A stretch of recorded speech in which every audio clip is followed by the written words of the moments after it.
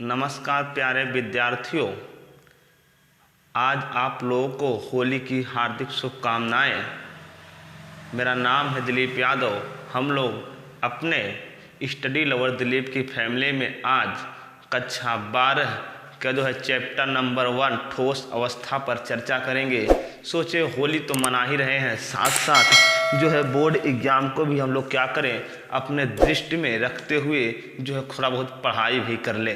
तो आइए student, late ना करते हुए ठोस अवस्था को बेहतरीन कॉन्सेप्ट तरीके से समझते हैं कि ठोस अवस्था क्या होती है, यह पदार्थ की कैसी अवस्था है।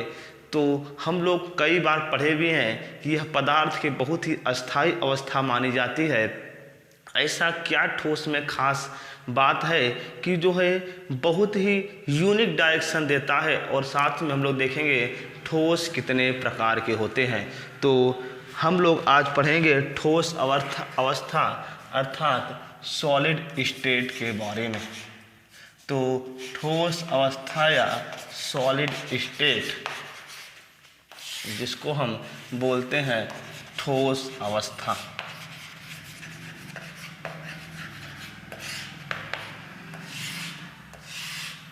सॉलिड स्टेट या ठोस अवस्था है क्या, आखिरकार में ये ठोस कैसे बनते होंगे। तो समझिएगा, ठोस अवस्था पदार्थ की एक ऐसी अवस्था मानी जाती है जिसमें उसका आकृति, आकार और आयतन तीनों ही निश्चित होता है। आकृति, आकार और आयतन तीनों ही क्या होता है, निश्चित होता है। उस अवस्था को हम लोग ठोस अवस्था कहते हैं। लेकिन अब हम लोग ठोस अवस्था के स्ट्रक्चर के बारे में पढ़ रहे हैं, तो हम लोग ठोस अवस्था की परिभाषा लिखेंगे कि पदार्थ की ऐसी अवस्था जिसमें घटक जो कण होते हैं वो जो है क्या होते हैं, 3D व्यवस्था में होते हैं। जिसमें घटक कण 3D व्यवस्था में होते हैं उसे हम लोग कहते हैं ठोस अवस्था। तो ठोस अवस्था में घटक कण बिल्कुल 3D व्यवस्था में होते हैं और साथ में इसका आकृति, आकार और आयतन तीनों निश्चित होता है। तो इनका आकृति, आकार और आयतन तीनों निश्चित कैसे होता है, तो यदि हम एक जो है उदाहरण से समझें तो इनके जो है ठोस में जो घटक कणों की जो व्यवस्था होती है बिल्कुल ये एक दूसरे के पास पास में होते हैं। अब पूछा जाए कि सर ये एक दूसरे के बिल्कुल पास पास में क्यों होते हैं, तो आप क्या बताएंगे। तो सोचिए दिमाग में जल्दी से, तो बताएंगे सर ठोस के जो घटक कण होते हैं इनके घटक कणों के मध्य जो है इंटरमॉलिक्यूलर फोर्स, इंटरमॉलिक्यूलर जो फोर्स होता है वो बहुत ही अधिक होता है। तो आप क्या बताएंगे सॉरी कि जो है ठोस अवस्था में जो घटक कण होते हैं इनके बीच में इंटरमॉलिक्यूलर फोर्स अर्थात हम बोलेंगे अंतरा अणुक बल बहुत ही अधिक होता है, जिसके कारण ठोस क्या होते हैं, एक दूसरे के बिल्कुल ठोस के घटक कण नज़दीक में होते हैं। अब जब ठोस से घटक कण बिल्कुल एक दूसरे के नज़दीक व्यवस्था में रहेंगे तो हम लोग जो है कैसे समझेंगे इसको। तो आप बताएंगे ठोस के जो घटक कण होते हैं बिल्कुल एक दूसरे के नज़दीक होते हैं, जिसके कारण ठोस में जो है जो इंटरमॉलिक्यूलर डिस्टेंस होती है वो बहुत कम होती है। तो अगला नंबर, इंटरमॉलिक्यूलर जो डिस्टेंस होती है वो बहुत ही क्या होती है, शॉर्ट होती है ठोस में। तो ठोस के घटक कणों के बीच इंटरमॉलिक्यूलर डिस्टेंस बहुत ही कम होती है और इंटरमॉलिक्यूलर फोर्सेस बहुत ही अधिक होते हैं। अब हम यहाँ बात करेंगे कि कंप्रेसिबिलिटी कैसी होती होगी ठोस की।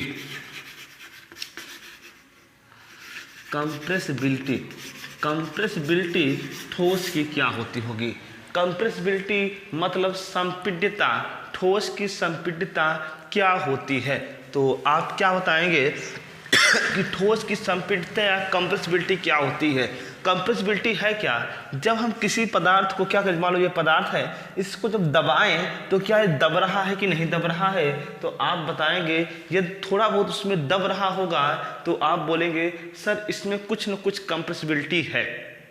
लेकिन अक्सर जैसे मान लीजिए हमारा डस्टर है, इस डस्टर के ऊपर जो लकड़ी लगी हुई है, इसको हम कितना भी दबाएंगे वो क्या होगा कि जो है ये लकड़ी दबेगी नहीं। इसका मतलब है कि ये जो है इनकम्प्रेसिबिलिटी है, नेचर में है, मतलब बोलेंगे आप इसकी संपीड्यता बहुत ही कम है या नगण्य मानेंगे।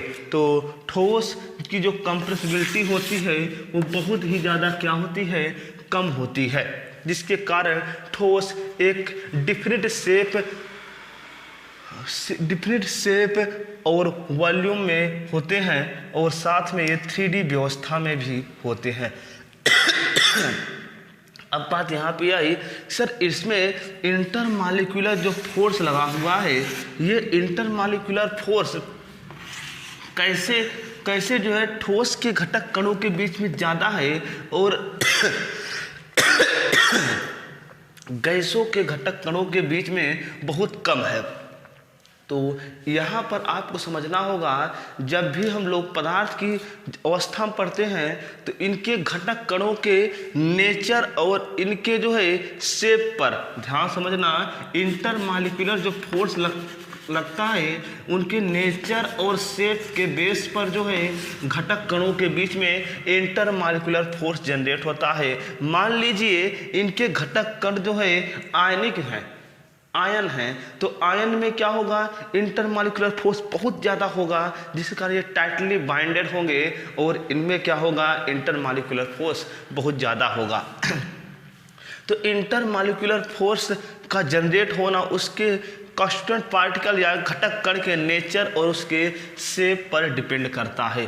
तो इतना आपको समझ में आ गया होगा। अब हम बात करेंगे यहाँ पर ठोस के कुछ और गुणों के बारे में।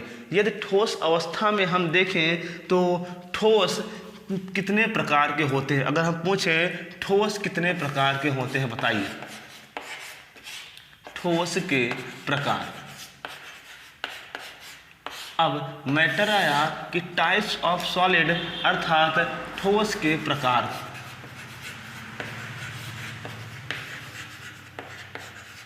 टाइप्स ऑफ सॉलिड ठोस के प्रकार। तो हम यहाँ पर ठोस के प्रकार में जब चर्चा करेंगे टाइप्स ऑफ सॉलिड ठोस अवस्था के चैप्टर में, तो ठोस हमको दो प्रकार के देखने को मिलेंगे। अब वो ठोस दो प्रकार के जो देखने को हमको मिल रहा है वो कैसा नेचर रखता होगा, तो हम यहाँ पर समझेंगे ठोस को दो पार्ट में। एक है क्रिस्टलाइन सॉलिड,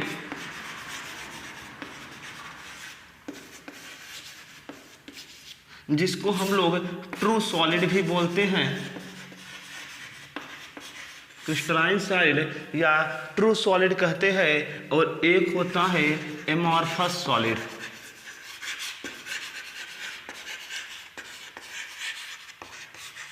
जिसको हम बोलते हैं स्यूडो सॉलिड। तो एमॉर्फस सॉलिड या स्यूडो सॉलिड या क्रिस्टलाइन सॉलिड या ट्रू सॉलिड्स क्या होते हैं, इनका हम नेचर और बिहेवियर और साथ में कांस्टीट्यूएंट पार्टिकल घटक कणों की व्यवस्था को देखते हुए हम लोग क्रिस्टलाइन सॉलिड और एमॉर्फस सॉलिड में डिफरेंसेस को देखेंगे। तो आइए स्टार्ट करते हैं। पहले क्रिस्टलाइन सॉलिड्स क्या हैं।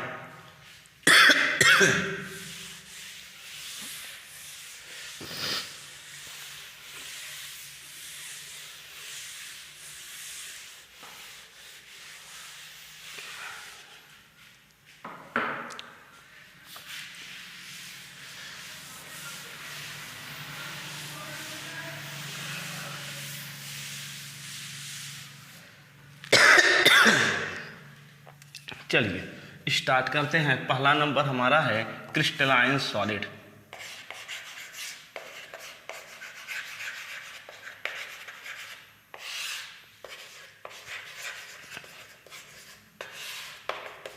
यदि हम क्रिस्टलाइन सॉलिड के जो है घटक कणों की बात करें, कंस्टिट्यूएंट पार्टिकल की बात करें, तो इनकी हम व्यवस्था देखेंगे पहले।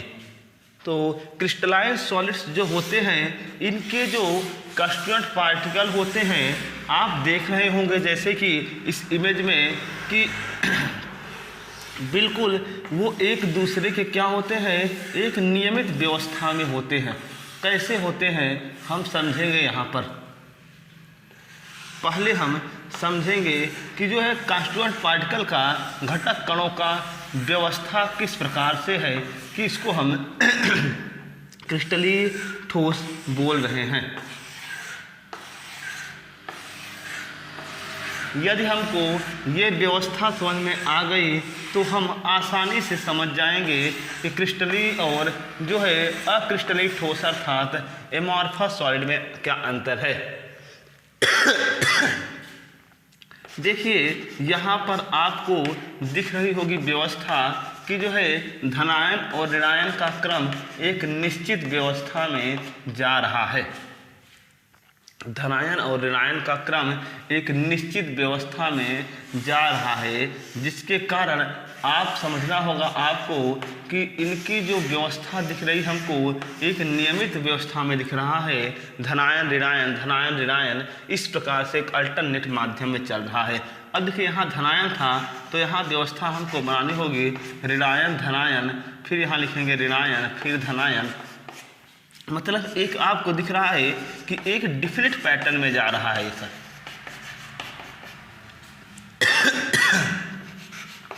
जब आप इसको पूर्ण रूप से सही से भर लेंगे तो आपको खुद ही समझ में आ जाएगा कि सर इनकी एक नियमित व्यवस्था हमको देखने को मिल रही है।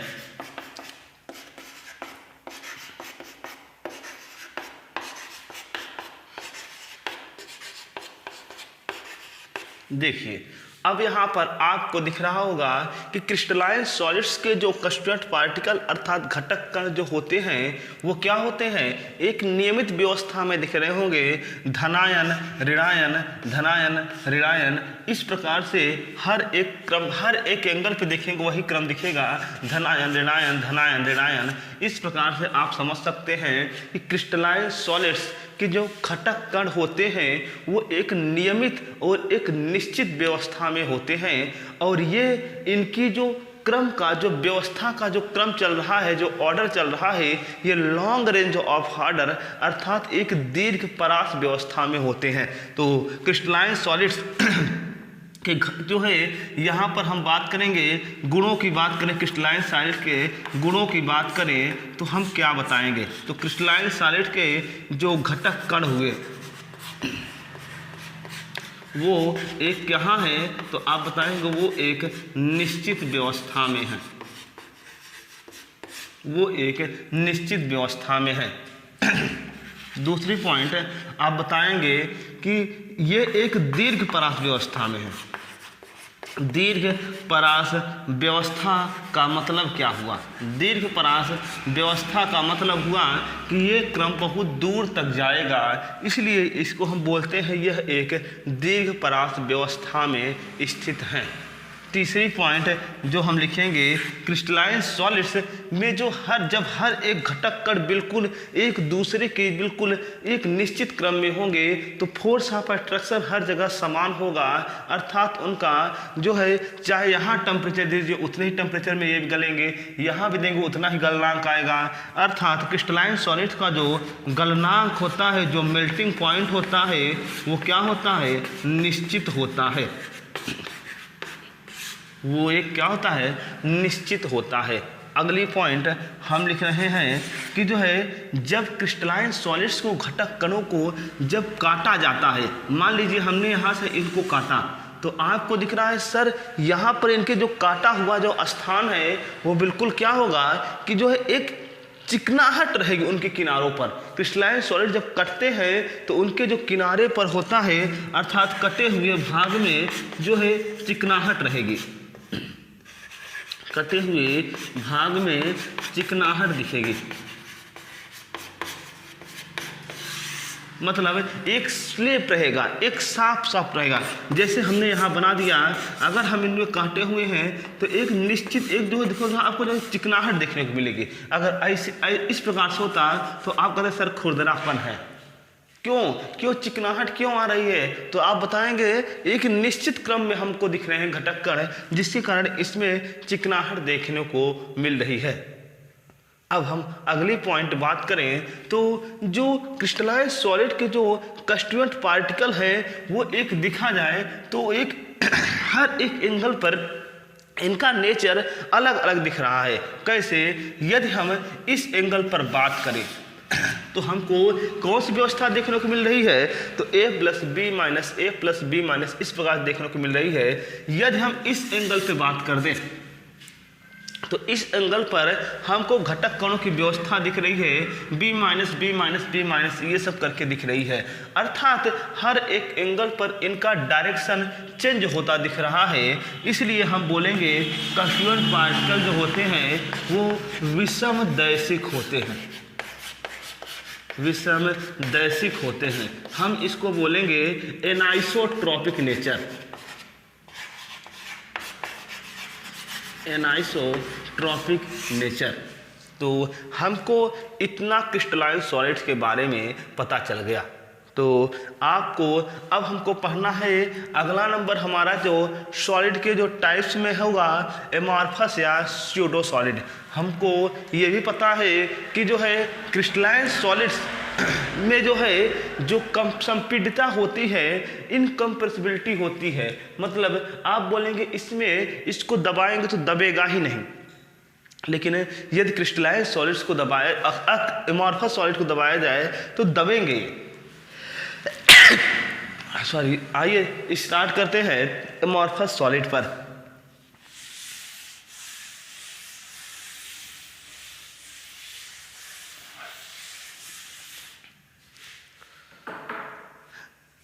अब हम एमॉर्फस सॉलिड की व्यवस्था देखेंगे कि उसमें घटक कण कहाँ पर और किस व्यवस्था में होते हैं।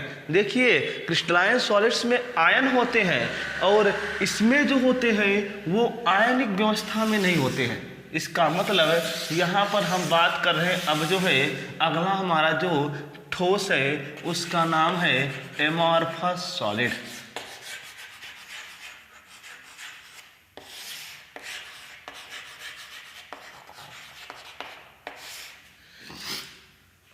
जिसको हम स्यूडो सॉलिड बोलते हैं। इनके देखा जाएगा, इनके जो कंस्टिट्यूएंट पार्टिकल हैं वो आपको एक नियमित व्यवस्था में देखने को नहीं मिलेंगे। क्यों नहीं मिलेंगे देखने को? तो आपको भी हम समझाएंगे कि क्या कारण है कि इनके घटक कणों की एक नियमित व्यवस्था देखने को नहीं मिलती, और साथ में इनकी नियमित व्यवस्था देखने को नहीं मिल रही है तो इसमें इन पर क्या इफेक्ट पड़ेगा। और हम साथ साथ ये भी देखेंगे कि जो है क्रिस्टलाइन सॉलिड किस प्रकार से एमॉर्फस सॉलिड से डिफरेंस होते हैं। देखिए आपको दिख रहा होगा अब यहाँ पर व्यवस्था कि सर अब ये व्यवस्था कैसी दिख रही है, तो आप कहेंगे सर ये तो व्यवस्था बहुत ही अजीब सी दिख रही है कि जो है यहाँ पर एक निश्चित आर्डर आप ले ही नहीं जा रहे हैं। तो इसका मतलब हुआ कि क्रिस्टलाइन जो एमॉर्फस सॉलिड हैं, आप देखिए तो किसी भी एंगल से कोई भी जो है क्या हो रहा है, घटक कणों की व्यवस्था एक नियमित रूप से नहीं दिख रही है। हाँ दिख रही है कि जो है कुछ दूर तक जा रही है व्यवस्था, उसके बाद इसके जो नियमित क्रम का जो ऑर्डर है वो जो है डिस्टर्ब हो जा रहा है। तो हम लोग एमॉर्फस सॉलिड के गुणों की बात करेंगे। तो एमॉर्फस सॉलिड का पहला नंबर करेक्टर निकल के आया कि जो है इनके जो घटक कण होते हैं वो अनियमित व्यवस्था में होते हैं, जबकि क्रिस्टलाइन सॉलिड में नियमित व्यवस्था में होते हैं। और दूसरी पॉइंट हमारी ये है कि जो है क्रिस्टलाइन जो एमॉर्फस जो सॉलिड होते हैं इनमें हमको ज़्यादा दूर तक इनकी नियमित व्यवस्था नहीं देखने को मिल रही है, अर्थात इसमें लघु परास व्यवस्था देखने को मिलती है। लघु परास व्यवस्था देखने को मिलती है। और हमको क्या देखने को मिलती है, तो इसमें समझिएगा ध्यान से, एमॉर्फस सॉलिड्स जो होते हैं इनमें इनका गलनांक निश्चित है क्रिस्टलाइन सॉलिड का, लेकिन एमॉर्फस सॉलिड का गलनांक निश्चित नहीं होता है। इनका जो गलनांक होता है एमॉर्फस सॉलिड का वो निश्चित नहीं होता है। तो निश्चित नहीं होता, लेकिन हाँ समझना होगा ये एक परास में पिघलते हैं। ये बहुत इंपॉर्टेंट है। अक्रिस्टलीय ठोस या एमॉर्फस सॉलिड जो होते हैं ये एक परास में क्या होते हैं, पिघलते हैं। एक परास में पिघलते हैं, इसका मतलब क्या हुआ, एक रेंज ऑफ टेम्परेचर लेकर के वो पिघलते हैं। मतलब जैसे आप जब प्लास्टिक को जलाते हैं तो वो पहले क्या होती है, सिकुड़ती है। वो क्या होती है, पहले सिकुड़ेगी, अर्थात हम इसको जब जलाएंगे तो पहले तुरंत जलना स्टार्ट नहीं कर देगा, ये पहले मुलायम होगा उसके बाद जलता है। जिससे रबर वगैरह आप जलाए होंगे तो वो एमॉर्फस सॉलिड में ही आएंगे। और हम अपने चौथी पॉइंट की बात करें तो यहाँ इनके कटे हुए भाग में चिकनाहट दिख रही थी, यहाँ पर चिकनाहट जैसी व्यवस्था देखने को नहीं मिलेगी, क्योंकि यदि हम यहाँ से काट दें तो क्या दोनों तरफ व्यवस्था इक्वल आ रही है, नहीं आ रही है। इसका मतलब है कि जब इनको काटा जाएगा तो इनका जो कटा हुआ जो भाग होगा वहाँ पर चिकनाहट नहीं देखने को मिलेगी, जैसा कि क्रिस्टलाइन सॉलिड में आपको देखने को मिल रहा था। अगली पॉइंट, यहाँ पर इनकी प्रकृति समदैशिक होती है। समदैशिक आइसोट्रॉपिक नेचर की होती है। तो आइसोट्रॉपिक नेचर की एमॉर्फस सॉलिड की प्रकृति होती है, जबकि यहाँ पर क्रिस्टलाइन सॉलिड की जो नेचर होता है एनाइसोट्रॉपिक होता है। क्या कारण है, यदि हम देखें तो यहाँ पर हमको एक इधर से इधर देखें तो हमको दिख रहा है कि सर दोनों एंगल में ए बी का पैटर्न देखने को मिल रहा है, अर्थात यहाँ पर कुछ गुण इनके समान हो जाते हैं एंगलों में, इसलिए इनकी नेचर आइसोट्रॉपिक समदैशिक होता है और इनका विषमदैशिक होता है। तो इस प्रकार से क्रिस्टलाइन और एमॉर्फस सॉलिड में कैसे क्या होते हैं, इनके डिफरेंसेस को आपने जान लिया। यदि हम क्रिस्टलाइन सॉलिड के एग्जाम्पल्स की बात करें तो सोडियम क्लोराइड, सुक्रोज, डायमंड, ये सब क्रिस्टलाइन सॉलिड्स के अंतर्गत आएंगे। और जबकि यदि हम बात करें एमॉर्फस सॉलिड की तो यहाँ पर हमको मिलेगा रबर, प्लास्टिक और कांच। रबर, प्लास्टिक और कांच ये सब देखने को हमको मिलेगा। अब हम बात करें, आपसे पूछा जाए कि सुपर कूल्ड लिक्विड क्या है।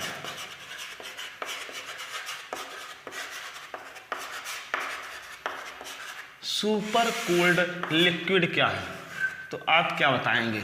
सुपर कूल्ड लिक्विड अति शीतलित द्रव किसे कहते हैं, तो अति शीतलित द्रव एमॉर्फस सॉलिड को ही कहा जाता है। कभी कभी क्वेश्चन पूछा जाता है कांच को अति शीतलित द्रव या एमॉर्फस सॉलिड क्यों कहते हैं, तो आप बताएंगे कि सर यहाँ पे इनके कॉन्स्टिट्यूएंट पार्टिकल घटक कण एक नियमित व्यवस्था में नहीं होते हैं, जिसके कारण ये क्या हो जाते हैं कि जो है एक रेंज ऑफ टेम्परेचर में पिघलने लगते हैं, जिसके कारण इनको सुपर कूल्ड लिक्विड कहा जाता है। इस प्रकार से आपको समझ में आ गया होगा कि क्रिस्टलाइन और एमॉर्फस सॉलिड में क्या अंतर होता है और सॉलिड्स क्या होते हैं। इसी प्रकार से स्टूडेंट हम लोग अपने इस पार्ट 1 जो ठोस अवस्था का जो टॉपिक है इसको डिस्कस कर लिए। बहुत अधिक मांग होने पर हम लोग पैकिंग एफिशिएंसी के बारे में डिस्कस किए थे। अगले नंबर जो है हम अपने इसी जो है ठोस अवस्था के पार्ट को स्टार्ट करेंगे कि जो है क्रिस्टलीय ठोस कितने प्रकार के होते हैं उसको हम देखेंगे। तब तक के लिए धन्यवाद। इसी प्रकार से अपना प्यार बनाए रखिएगा।